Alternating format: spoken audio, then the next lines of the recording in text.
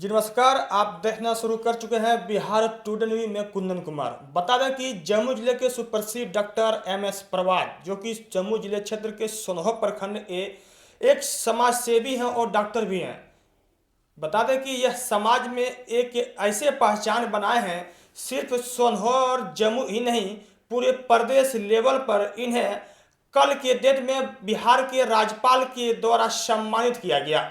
सिर्फ बिहार के राज्यपाल ही नहीं, बिहार के उप मुख्यमंत्री के साथ कई मंत्री ने इन्हें प्रशस्ति पत्र देकर सम्मानित किए। क्या कुछ कह रहे हैं डॉक्टर साहब, हम इनसे जानेंगे, तब तक बने रहिएगा। जो कि कशिश न्यूज चैनल है, उनके द्वारा बिहार के स्वास्थ्य मंत्री मंगल पांडे के द्वारा इन्हें सम्मानित किया गया था। फिर 2025 में बिहार के राज्यपाल के द्वारा इन्हें सम्मानित किया गया है। कहीं न कहीं पूरे प्रदेश में इनका नाम है और ये एक लौता ऐसा डॉक्टर है जो कि ये मुंगेर प्रमंडल का, जो कि लगातार इन्हें इनके कार्यों को देखते हुए इन्हें सम्मानित कर रहे हैं। क्या कुछ कर रहे हैं, हम जानने का प्रयास करेंगे। डॉक्टर साहब, मेरे चैनल में आपका स्वागत है।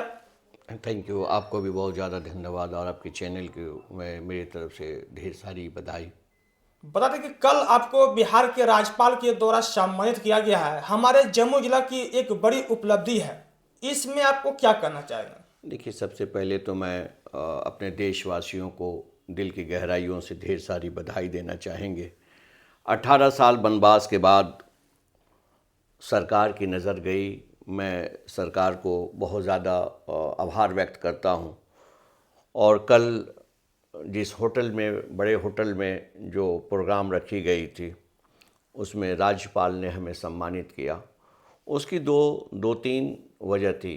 पहला एक था कि वो एजुकेशन, दूसरा संस्कार और तीसरा रोजगार। और ये तीन विषय पर जो व्यक्ति काम किए हैं बिहार राज्य में, उनको सम्मानित करने का काम किया गया था। और इसी सम्मानित समारोह में हमारी सौभाग्यता प्राप्त हुई कि उन गरीबों की, उन दलितों का, उन बूढ़ा बूढ़ी माँ पिताओं का काम करने के लिए, उनकी सेवा करने के लिए जब मैं उतरा तो शायद हमें ये भी नहीं पता था कि मुझे राज्यपाल से सम्मानित किया जाएगा। ये आप सभी के स्नेह और प्यार है और मैं दिल की गहराइयों से आपको धन्यवाद देता हूँ। सर, आपको बिहार के राज्यपाल के द्वारा सम्मानित किया गया है और साथ में उप मुख्यमंत्री विजय सिन्हा के द्वारा। इस पर आपको कैसा महसूस कर रहे थे उस वक्त? देखिए, हमें तो लगता है कि उप मुख्यमंत्री और सभी मंत्रियों के बीच किया गया है। और ख़ासकर मैं आपके चैनल को बता दूं कि मंगल पांडे जी ने खुद कहा था कि इस संस्था को सरकारी दान होनी चाहिए और सरकारी स्तर से इसको देखना चाहिए। और हम लोगों ने रेमोरेंडम भी दिया उनको कि सरकारी स्तर से इस ये को मदद करने की ज़रूरत है। रही बात महसूस करने का, तो मैं तो गरीब के लिए, दलित के लिए वही हमारी अवार्ड है। गरीब, वो जो वृद्धा, वही हमारे अवार्ड हैं। और ये अवार्ड से मैं खुश हूँ और मैं अपने दिल से गहराइयों से बिहार सरकार और केंद्र सरकार को बधाई देना चाहूँगा। इस सम्मानित लेने के बाद सर अपने क्षेत्रवासियों को क्या संदेश देना चाहते हैं सर आप? मैं क्षेत्रवासियों को, आपका सवाल बहुत अच्छा है। मैंने सवाल क्षेत्रवासियों को कहना चाहेंगे कि ये भाग दौड़ की ज़िंदगी में आप भी आगे आइए, उन गरीबों की आंसू पोंछिए। उन बच्चे का कोई नहीं है, बाप नहीं है, माँ नहीं है। मेरे यहाँ 6 बच्चियाँ हैं वृद्धा आश्रम में, और इत्तेफाक से राज्यपाल से कल वो लोग मिली हैं। आँख में आंसू आ गया था। उसमें कुछ ऐसी बच्चियाँ हैं कि जिसमें नक्सल में उनके पिताजी मारे गए, और वो लोग भी को हमने ले गए थे और वहाँ सम्मानित हुए उन लोगों ने। तो ये बहुत बड़ी बात है। मैं अपने स्तर से तमाम जनप्रतिनिधियों को और ख़ासकर समाज सेवक लोगों को, समाज सेवी को आग्रह विनती पूर्वक कहना चाहेंगे कि आप भी आगे आइए और इन गरीबों की सेवा कीजिए, ताकि आपको भी समझिए ऐसा अवसर प्राप्त हो।